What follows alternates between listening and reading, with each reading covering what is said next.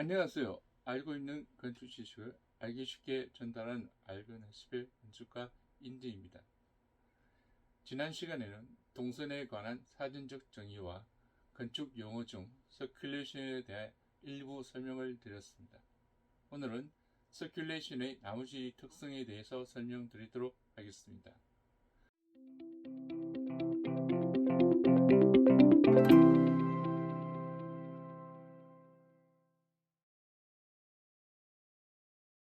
공간과 공간을 연결하는 요소에 대해 설명을 하기 전에 여기서 나오는 공간은 우리가 흔히 집에서 보이는 거실과 방과 이런 공간을 말씀드릴 수 있고요. 좀 더 크게 확장돼서 우리 동네 혹은 학교가 있는 동네, 직장이 있는 동네, 그렇게 동네 마을로 영역이 될 수 있고, 더 커서는 도시와 도시, 서울과 부산, 그리고 한국과 미국이라든 그렇게 아주 대단히 규모로 공간을 넓게 확대해서 해결할 수 있는 것인데, 이러한 공간과 공간을 연결하는 요소가 어떤 게 있는지 하나하나 살펴보도록 하겠습니다. 먼저 제일 처음에 말씀드렸던 우리 집 같은 경우에는 거실과 방과 그 사이에는 개구부라는 문이 있습니다. 즉 문을 통해서 우리는 쉽게 그리고 편하게 접근을 할 수가 있죠. 그런데 이 문은 사실 여러분도 아시다시피 학교에서 교수님을 뵈러 갈 때 교수님 사무실 앞에서 여러분은 바로 들어가지는 않습니다. 즉 노크를 하든지 헛기침을 하든지 신호를 줘서 교수님한테 허락을 받고 그 문을 열게 되지 않습니까? 이것처럼 문이라는 것은, 그리고 공간과 공간을 연결하는 것은 개폐가 가능하면서 서로 상호 소통이 가능해야 됩니다. 지금 보시는 사진처럼 상호 소통이 되지 않아서 전쟁 상황으로 한쪽에서는 문을 부수려고 하고 있고 한쪽에서는 크게 문을 닫아서 들어오지 못하게 하는 것처럼 이렇게 의사소통이 공간과 공간을 연결하는데 중요한 요소가 되겠습니다. 좀 더 확장해서 보도록 하겠습니다. 우리 집에서 만약에 우리 집이 4층이고 1층으로 이삿짐을 보내는 상황이 되길 때 공간과 공간의 연결은 여러분들이 보통 이삿짐의 고가 차량을 이용해서 이것을 쉽게 함부를 내려보내고 있습니다. 이처럼 공간과 공간의 연결에 사람이 직접으로 문 손잡이를 잃어서 들어간 경우도 있지만, 조금 더 공간의 범위가 커지면 기계의 힘을 통해서 우리는 공간을 이동하게 되는 것입니다. 그러면 좀 더 크게 확장을 해 보겠습니다. 우리가 현관문을 나와서 그리고 이제 학교로 간다는 가정하에 우리는 대중교통을 이용해서 갈 수가 있는데, 우리 집 앞에 있는 정류장을 통해서 학교 앞에 있는 정류장을 통해 학교로 가게 됩니다. 이때 정류장은 허브가 되겠습니다. 물론 자동차를 소유하고 있는 사람은 차고라는 허브를 통해서 거기에서 출발을 하여 내가 다니는 직장의 주차장, 그러니까 지상 주차장도 있고 지하 주차장도 있을 겁니다. 이러한 주차장 쪽에 허브를 통해서 거기 도착을 해서 사무실로 가든 학교로 가는 이런 상황이 있을 것입니다.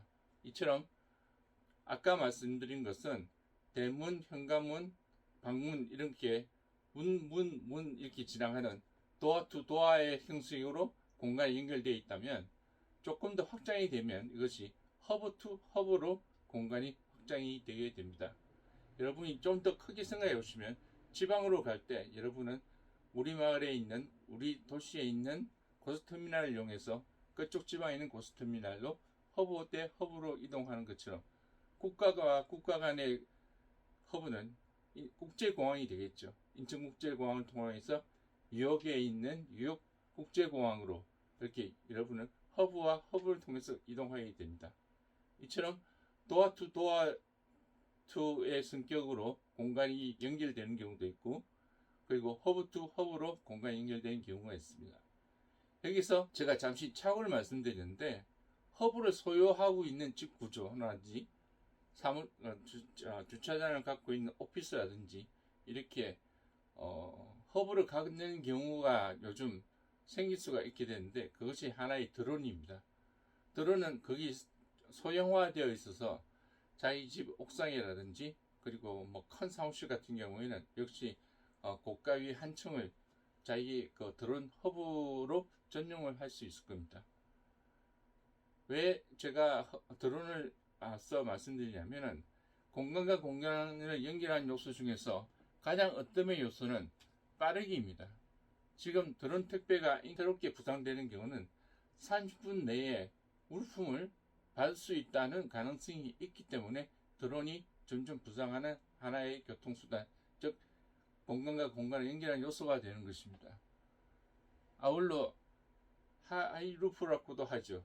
서울과 부산을 20분 만에 주파한다는 이 고속열차인 것처럼 사람들은 점점 더 빠른 것에 대한 갈망이 있고 그 빠른 에 대한 공간 연결을 하기 위해서는 아까 제가 말씀드린 것처럼 허브 투 허브를 통해서 공간 연결하고 또한 도어 투 도어를 하는 거고, 드론은 특수한 상황으로 그 소형화되어 있길래 사람들이 자기 건물 내에서 허브를 취하려고 하는 그런 경우라고 생각해 보시면 되겠습니다. 그럼 이동수단의 구분에 대해 말씀드리도록 하겠습니다.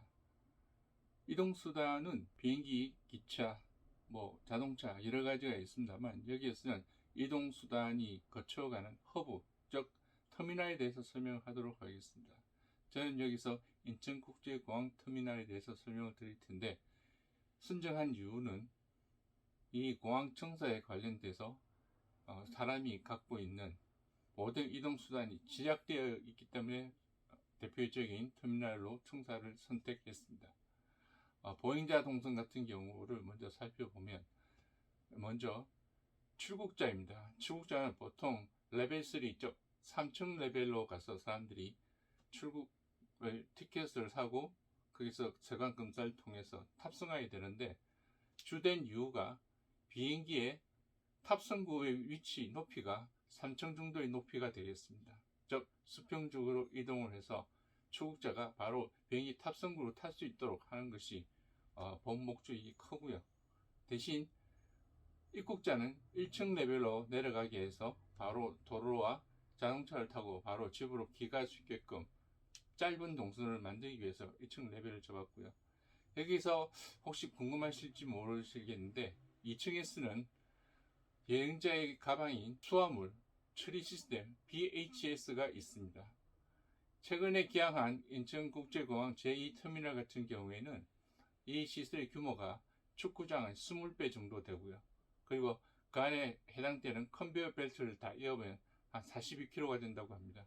그 정도로 엄청난 양의 수화물 처리 시설이 중간층에 있습니다. 즉 비행기를 보내기도 하고 비행기에서 받은 수화물을 받아서 각각 2층과 1층과 3층으로 보내는 역할을 하게 되는 것이죠. 아울러 자동차와 공항철도 같은 경우에는 역시 보행자와 비행기의 동선에 방해 없도록 주로 지하층에서 많이 움직이게 되는데, 지하층이 얼마나 많이 발달되어 있냐고 말씀을 드린다면 활주로 밑에는 터널들이 격자형으로 구성되어 있을 만큼 많은 터널들이 있습니다. 왜냐하면 소방차나 구급차가 활주로 위를 달려서 그 사고 현장을 가는 것이 아니라 지하 터널을 통해서 가장 가까운 현장에 경사로로 올라와서 지상에서 접근하는 방식으로 되어 있습니다. 그만큼 비행기에 관련된 동선에 방해가 되지 않도록 모든 시설이 지하로 있는 상황이 되겠습니다. 다음은 비행기 이착륙 동선이라고 해서 제가 활주로 동선을 넣었는데, 사실 그보다는 청사 설계에 필요한 것은 비행기가 건물에 접근하는 동선입니다. 즉 비행기 공항 관련된 청사의 디자인의 가장 큰 목적은 많은 비행기가 동시에 접안이 되게끔 하는 시설이 가장 중요한데, 그런 디자인 방법에 대한 것에 좀 더 상세한 내용이나 사례는 제가 동선 공간 편에서 조금 더 말씀드리도록 하겠습니다. 나중에 다시 또 말씀을 드리도록 하겠습니다. 그 다음 선박 접안 시설입니다. 선착장인데, 선착장은 가장 크게 많이 활용되었던 것은 사실은 공항 청사 공사 현장에서 많이 필요합니다. 예를 들어서 청사가 대규모의 지붕 구조를 갖고 있어서 지붕을 받치는 철골 구조물이 들어와야 되는데 이것이 하나에 20-30m 정도 됩니다. 이것이 육상을 통해서 들어오게 된다면 교통 마비가 생길 것입니다. 그래서 백길로 이용을 해서 배를 이용해서 바다를 통해서 이런 구조물을 들어오게 되는데, 이럴 때 또 선박이 필요한 것입니다. 이런 이렇게 보시면은 그 인천국제공항 같은 경우에 모든 동선이 이 시설에 제약되어 있다는 것으로 알 수가 있습니다. 동선을 위한 공간 부분입니다. 말 그대로 사람의 움직임을 가능하게 하는 공간이 되겠습니다. 홀 복도처럼 수평 이동이 가능한 공간이 있고요.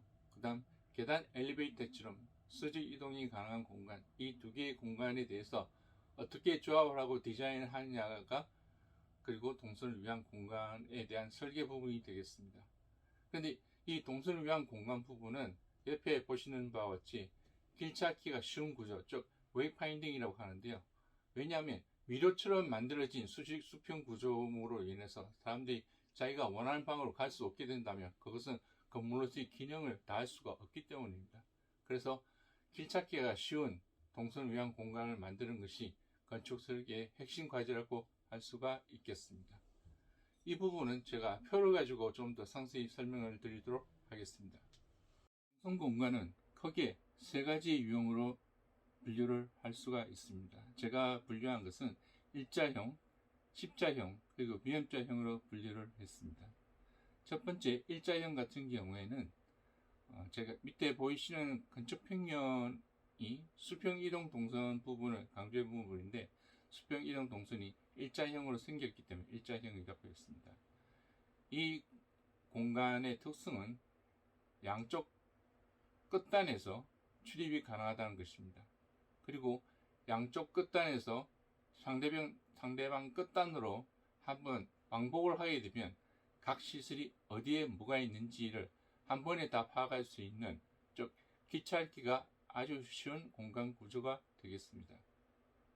아울러 그 건물의 형태가 기역자형이 되어 있고 니은자형이 되어 있고 D자형이 되어 있다든지 뭐 사례가 많지는 않습니다만 일자형에 되어 있는 경우가 있는데, 그런 경우의 모든 건물의 형태는 다 같이 일자형으로 되어 있는 동선 공간 구조를 갖고 있는 것이 많습니다.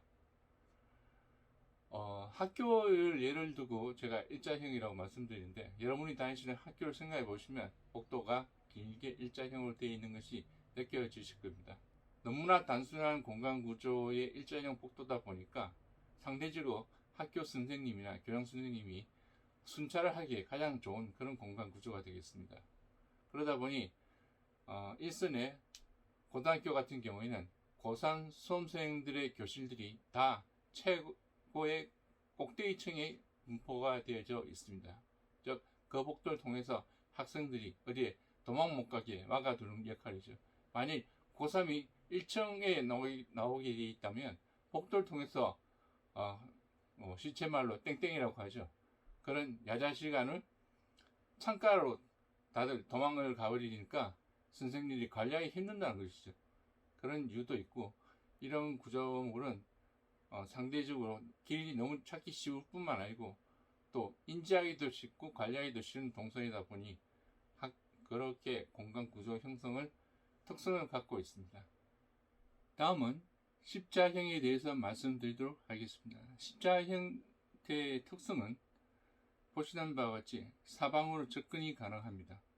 주로 관공서와 공항 등에 많이 이용을 되는데, 이런 평면이 나오게 된 그 대표적인 사례가 르네상스 시대 때 빌라 로툰다 건물이 되겠습니다.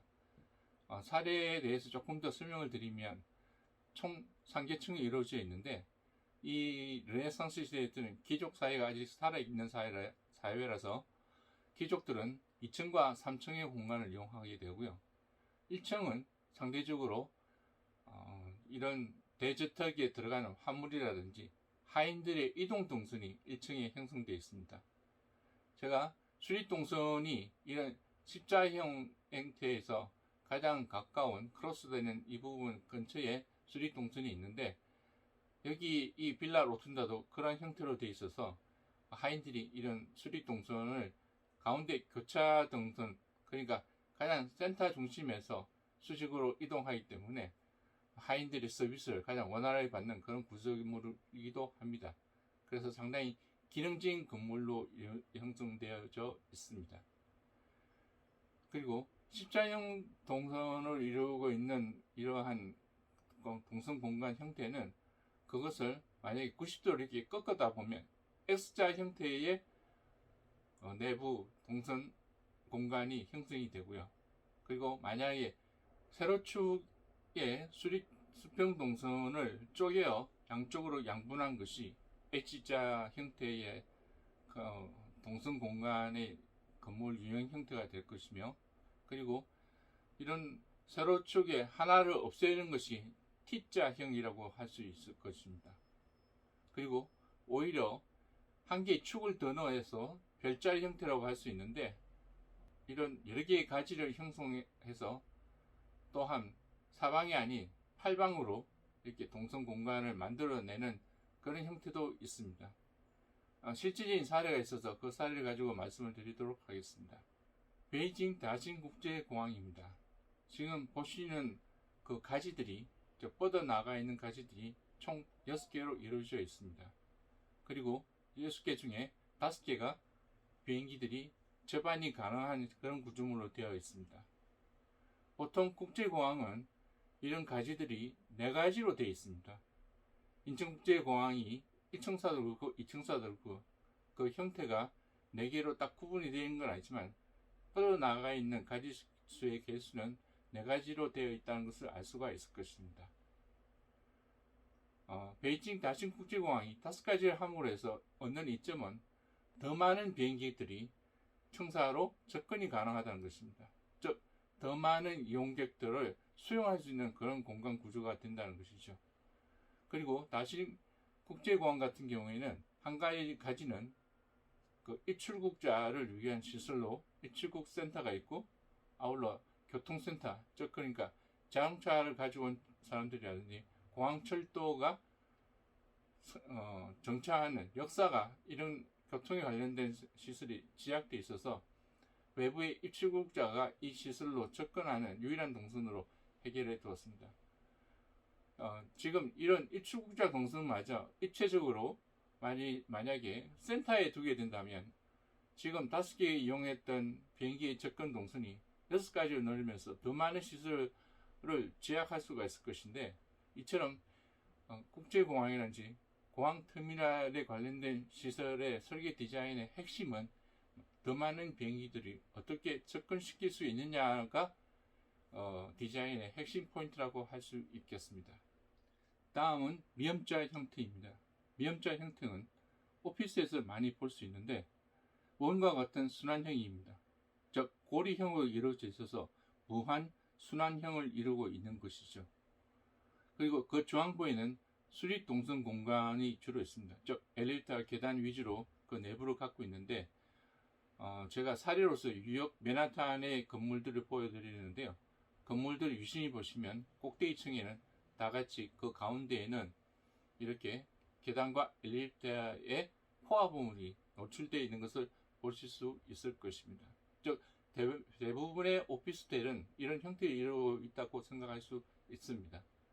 이런 형태를 갖는 주된 원인이 높은 건물을 이루기 위해서는 가운데 중심부에 구조적인, 즉 계단 엘리베이터 이루어져 있는 큰 박스 형태의 구조물을 세워야지만이 그 건물을 더 높이 쌓을 수 있는 그런 이점도 있기 때문에 이런 형태의 공간 구조를 갖고 있습니다. 그런데 미음자 형태의 동선 공간은 제가 아까 말씀드린, 만약에 건물의 형태가 원으로 되어 있으면 미음자가 아닌 원형으로 이루어진 원형 고리로 이루어진 그런 이형자 형태가 될 수 있고요.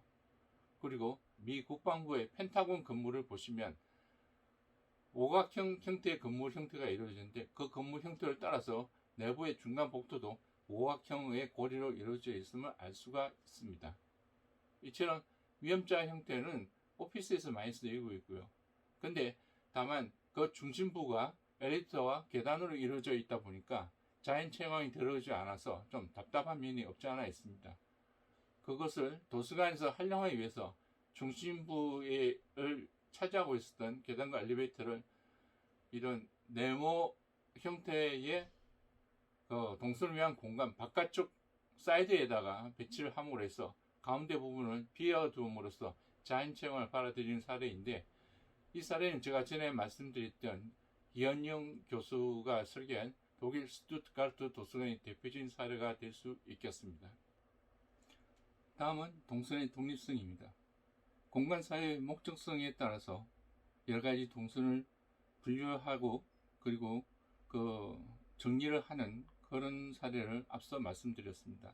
병원에서 일반 환자나 중환자, 의사, 간호사의 동선을 각각 다 따로 분류했던 그 원인이 보건적인 안전도 있고 또 아울러 환자들의 피난 동선까지 고려하는 그런 부분이 있다고 말씀을 드렸습니다. 이렇게 피난과 안전을 고려하는 그런 상황이 요즘 사회에서 거리두기 2m라는 홍보가 있었습니다. 최근에 더 현대백화점이라고 여의도에 오픈된 건물을 보시면은 매대와 매대 사이의 혹도가 8m를 이루고 있습니다. 사회적 거리두기 때문에 생긴 디자인은 아닙니다만 오히려 8m는 큰 폭도를 이루다 보니까 사회적 거리두기도 자연스럽게 형성이 되고 여유롭게 거리를 거닐 수 있는, 폭도를 거닐 수 있는 그런 공간 구조가 생겼습니다.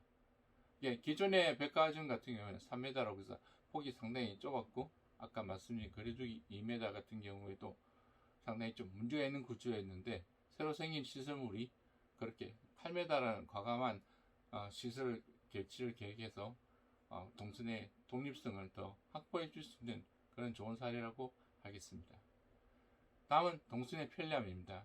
동선의 편리함은 보시는 바와 같이 가통, 대통의 동선이 분리되어 있는 것이 좋고 짧고 단순한 것일수록 길 찾기가 좋은 그런 공간 구조물이 동선의 편리함이라고 할 수 있습니다.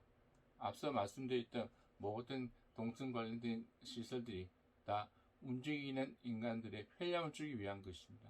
그런데 이렇게 동선의 독립성과 너무 편리함을 쫓는 바람에 지금 보여드리는 뉴욕시의 과거 사진처럼 이러한 병폐도 있게 됐습니다. 즉, 그 당시 가장 빠른 철도를 위한 시설을 만든다는 명목으로 고가 철도 위에 철도만을 위한 시설을 하다 보니 도시가 황폐해지고 고가 밑은 오히려 사람들이 감시가 없는 구조다 보니까 온갖 범죄가 일어나는 그런 범죄의 소상이 되었습니다. 이처럼 동선의 독립성과 편리함만 추가하다 보니 도시에 역기능이 생기는 그런 사례가 있었습니다. 그 후 뉴욕 맨하탄이 결정하게 된 것은 오랜 세월이 지남으로 해서 철로가 폐선이 되면서 이 철로를 걷어내고 그 위에 오히려 나무와 오솔길, 각종 쉼터를 둠으로 해서 사람들이 갈 수 있는 공원화되어 있는 동선 공간, 이렇게 동선의 편리함과 독자성이 희생되지 않고 오히려 동선 공간에 쾌적성을 더 부여를 해서 도시가 다시 재활기를 찾는 그런 프로젝트가 있었습니다. 저는 동선의 가장 건축에서는 기능적이고 오히려 과학적이고 딱딱한 부분일 수도 있지만 앞으로 동선 계획에 있어서는 쾌적성을 강조하는 건물 디자인이 되어져야 하는 것이 새로운 추세라고 생각됩니다. 오늘 설명은 동선 서큘레이션에 대한 설명을 다 마저 드렸고요. 다음 시간은 평면 계획과 서큘레이션의 관계에 대해서 다시 한번 더 동선에 대해서 설명드리도록 하겠습니다. 장시간 시청해 주셔서 감사합니다.